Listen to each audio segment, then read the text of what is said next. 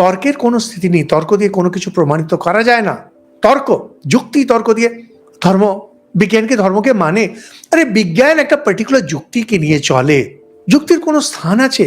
আমি আর্টিকেলস গুলো পড়ি, ভালো ভালো আর্টিকেলস গুলো, একটা চোখ বুলিয়ে নিই।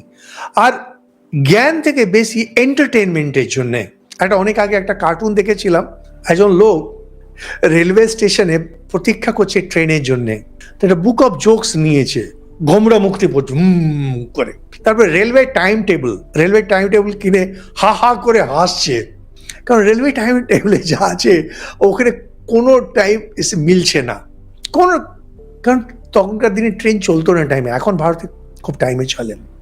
এই সায়েন্টিফিক জার্নালসগুলো যখন দেখি আনন্দের জন্য, 3 বছর আগে ওরা বলছিল এটা ক্ষতিকর, কফি খেলে মানুষের ভালো হয় না মন্দ হয়, আজ পর্যন্ত আমি বুঝতে পারিনি।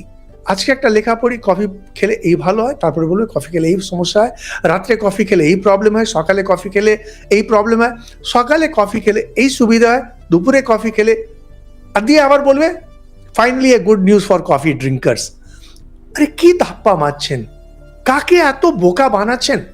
পুরো সায়েন্টিফিক রিসার্চ কমিউনিটি শুধু রিসার্চের নামে লোকেদের বোকা বানিয়ে আছে। 2-4 জন ভালো আছেন বলেই না সায়েন্স চলছে, বড় বড় সায়েন্টিস্ট হয়েছিলেন বলে। ওগুলো পড়ি আমি হাসির জন্য, এই রে আবার আরেকটা পেপার এসেছে, সেইটাকে আধার করে বলছে বিজ্ঞান কি ধর্মকে মানে?